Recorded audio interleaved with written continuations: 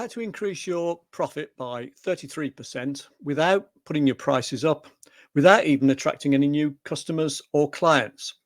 The way it works is we start with our sales figure here of 500,000 in this instance. We work out how much gross profit we make on every sale. That's our gross margin. So here it's 60%. This will vary for every business, obviously. We work out our overheads. We take those off. So they're things like rent, rates, wages, salaries, etc.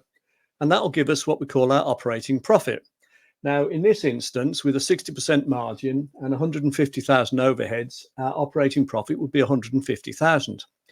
If we could increase our sales revenue by 10%, then the same figures apply. Now, the only thing now is your gross margin will be higher because you've got a higher average revenue coming in. So if we're increasing our average revenue by 10%, that increases our sales by 10%. It increases the margin by 10%. And if you work the numbers out, our profit goes from 150,000 to 200,000 because the overheads don't change. So then you're thinking, well, how do I increase my average revenue by 10% without putting my prices up? And that's quite simple then. So what we need to understand is the way prices are arrived at generally. Now, if you're in the same market as everybody else and you're charging the same as everyone else, then you'll be governed by what are called market forces, supply and demand. And the price will be set in the market. And if you want to compete with that price, have a higher price, if you like, then you need to be doing something different. So here we have this market price.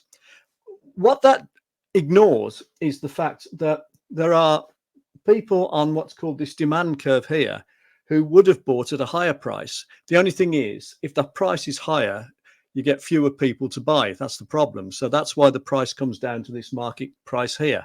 And that basically squares up all the people who are willing to sell at that price with all the people who are able and willing to buy at that price. So if you know the people that you deal with, your customers and clients who would have paid more, what you can do is you can have different offerings for different customers and clients, such that the ones who want the sort of the bog standard, for want of a better term, market product get that price. But the ones who are prepared to pay more, and you'll be able to identify who they are, because you can demark your clients as A, B, C, D, or your customers as, you know, the excellent ones, the better ones, etc. Once you split them up, you can have different offerings for different people. So you can have what's known as a cross-sell, where you sell them additional products and services at the point of sale. You can have an upsell where you offer them the option to buy larger amounts. So, if it's a service, it could be a membership scheme, for example. So larger quantities, larger amounts, longer terms. You can have bundling, which means you bundle in extra value. So what you do is you add in something that would increase the price by, say, 20%, but only cost you 5% to add in. So classic would be a restaurant where instead of discounting your prices, you offer, say, a free dessert. And a free dessert might cost you, like, I don't know, £1, £2, $2, whatever, but you might be able to charge 5 or 10 for it. That's called bundling. And you can also have what's called differential pricing, which is where you have, the airlines do it, but it's where you have, if you want to sit by a window, you pay more, for example. But you could have gold, silver, bronze. You could have, you pay extra for this, that, and the other. And that's called differential pricing. And if you understand your customer and client bank properly, and you can work out who's willing to pay more and tailor your offerings to those categories of people, you can easily charge different prices to different groups of customers and clients, and you could easily get your revenue up. I've said 10% here. That's probably being conservative, to be fair, for most people, but you can increase your average revenue here, and you haven't even had to announce like a price increase, a headline price increase. You haven't had to put your prices up. You haven't even had to attract new customers. You've just got to understand better the ones you've got. And what you'll probably find by doing this as well, actually, is that because you're tailor making what you offer to the individual customers and clients, you're more likely to retain them, because these people up here who wanted more than the bog standard product or service, for want of a better term again, and who are willing to pay more, if you don't do this, then they'll go somewhere else where they can get this extra quality and they'll pay more for it because that's what they want.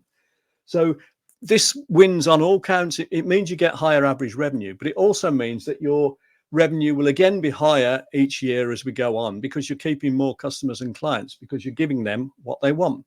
So that's how you can increase your profit by, in this instance, 33%, simply by increasing your average revenue and by tailoring your prices and your offerings to the needs of your customers and clients, so that you're more likely to keep them. And also by doing this, you'll probably get them buying more often as well, because not only are you keeping them, but because you're giving them what they want, they might buy from you more frequently. So again, all of this is a sort of virtuous circle. So that's how you do it. I hope you found that interesting. If you want any further information or discussion, etc., there's my website address, bernardkeevy.com, or feel free to comment. Thanks very much for watching.